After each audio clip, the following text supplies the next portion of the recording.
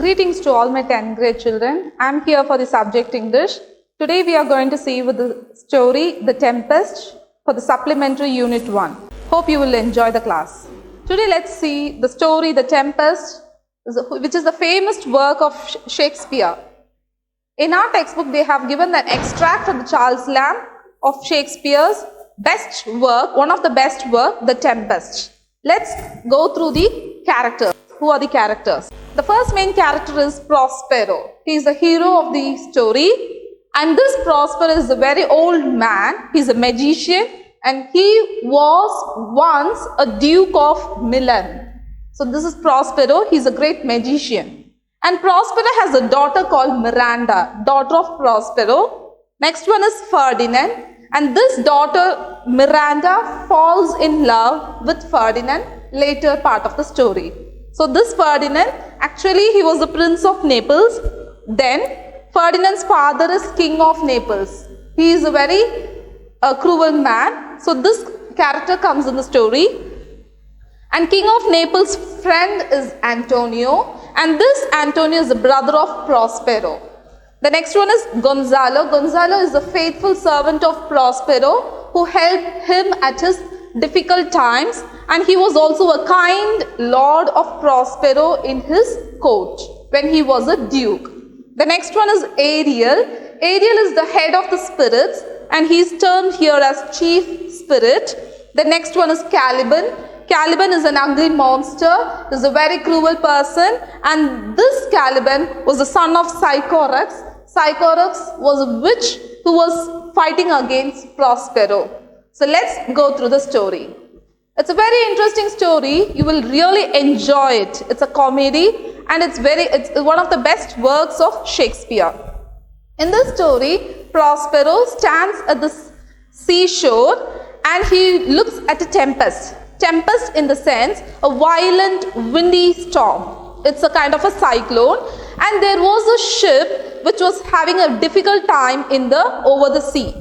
And near to the Prospero was his daughter Miranda, and she was looking at the sea, and she was asking what is happening in the sea, and if she's asking about the ship, what is happening to the ship also. And this Prospero started explaining, and she asked him a question that, if father, it was under your control, this tempest is happening, please stop it. And her father promises her that he will never hurt anyone inside the ship, but he will surely safeguard everyone without hurting them. As the first story continues, you can see the story about Ariel also. Ariel is the chief spirit. He is invisible and he was a very good ghost who helps Prospero in all the tasks. Prospero is a kind man. Once he released Ariel from the clutches of Sycorax, a witch who was really torturing all the spirits in that island. And this Ariel was really indeed happy to get that freedom.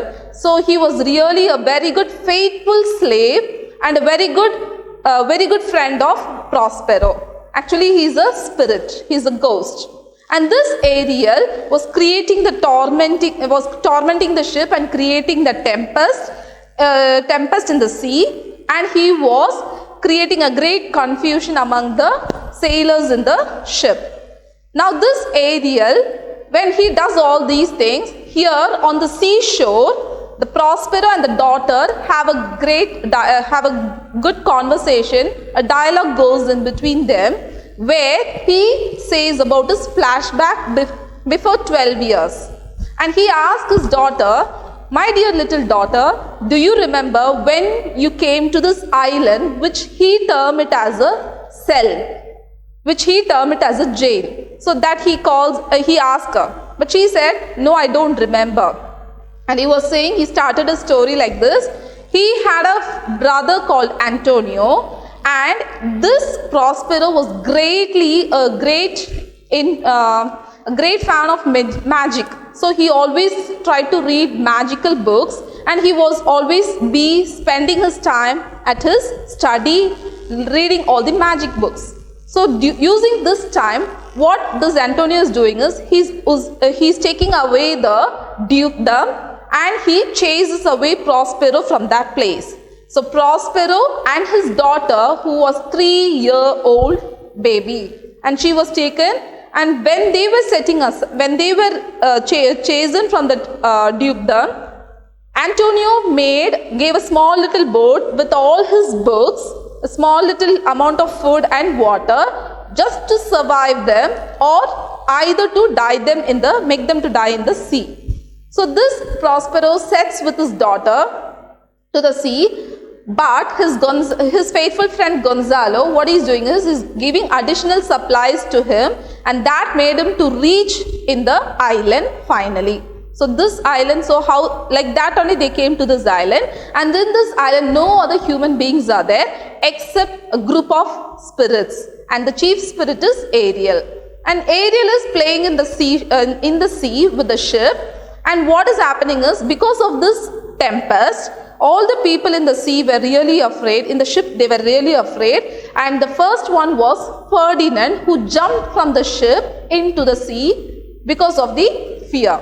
The next one was other side, King of Naples is jumping, Antonio is jumping, and each one started jumping from the ship because they started thinking that the ship is going to wreck soon. Wreck in the spelling W-R-E-C-K.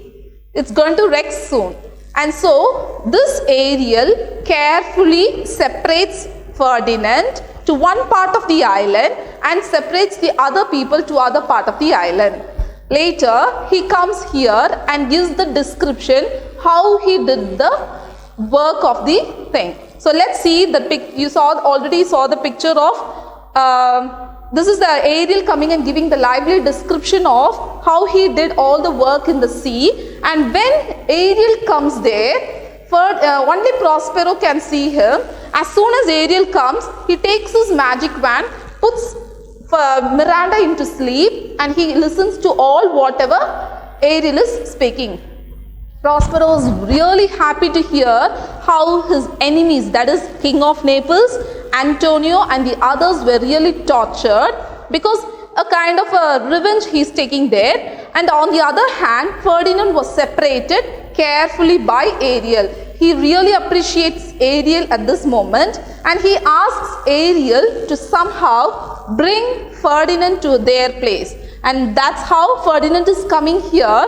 And Ferdinand, when he comes here, before coming here, he just hears some voice asking him, "Gentleman, come to the place where you can see Lady Miranda, who will be very beautiful," like that. He'll be giving introduction, and he'll be thinking he's like standing in a dreamland, and he comes to that place. When he comes to that place, he first sees Miranda, who is a very beautiful lady, and Miranda have never seen any other human being except her father Prospero. And Prospero introduces Ferdinand as the Prince of Naples, and Miranda was really astonished to see such a handsome person before her. So soon they will understand each other, and later what is happening is Prospero tries to put him in test, because to see how much Ferdinand is constant in love with Miranda. He wants Ferdinand to marry Miranda, but he doesn't show outside. On the other part, what he is doing is, next he is going to call him, he is an usurper who has come to spy the island. He has come to attack them indirectly. So he accuses him in that sense, and Ferdinand really stands against these accusations, but still he has become like he's become like a prisoner, and he has to do all the task whatever Prospero is giving. So Prospero started giving all difficult work to Ferdinand, but Ferdinand tries to do all the work to show that he is a honest and good person. He's not a spy, and he has not come to attack them. Like that, the story goes on. On the other part of the island, King of Naples, Antonio, and the others will be crying and mourning for the death of Ferdinand. Actually, they are thinking that Ferdinand has dead and gone, because they jump into the sea and they have never seen. And they all think that the ship has been wrecked. Actually, the ship is not wrecked and broken. It's safe near the harbor, but it's not clearly visible to anyone's eyes because it was the work of Ariel. Ariel has put it in the magic vanish.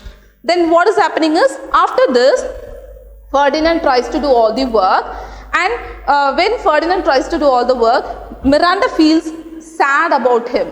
Miranda feels sad about him, and she asks him whether can she help him in all the work. But Ferdinand says, no, it's my work and I have to do the work. I will do it and I will complete it, and then I will take the rest, like that he will be saying. That shows how much he is true and honest and how much he is constant in the love of. In the meanwhile, they started loving each other also. And finally, on the other part of the island, you can see the other people, they are staying there, and Ariel goes there. Understanding they are starving out without food, and they are very tired. What he prepares is, in a snap of fingers, he prepared a table of banquet where delicious foods were served, and they all think that they are going to eat that food and they will come running with the hunger, but suddenly it will be vanishing it. Like that, Ariel keeps on giving them small tormenting situations, and finally they will also be taken through another way to the place of Prospero. And Prospero comes and reveals all the revenge. He shows Ferdinand and Miranda, and finally they will understand. King of Naples and Antonio understands how much they have given difficulty and how much they have cheated Prospero. They finally ask pardon to Prospero, and finally they both are happily married. Ferdinand and Miranda is married. Miranda was accepted by King of Naples as his daughter-in-law, and she becomes the queen and he becomes the king. Because now he is prince, next after the marriage he becomes the king and she becomes the queen of Naples, and finally the story ends in a happy manner. Ariel has been completely given full freedom. He has not been under anyone to serve anyone, because Prospero leaves the island with all his people.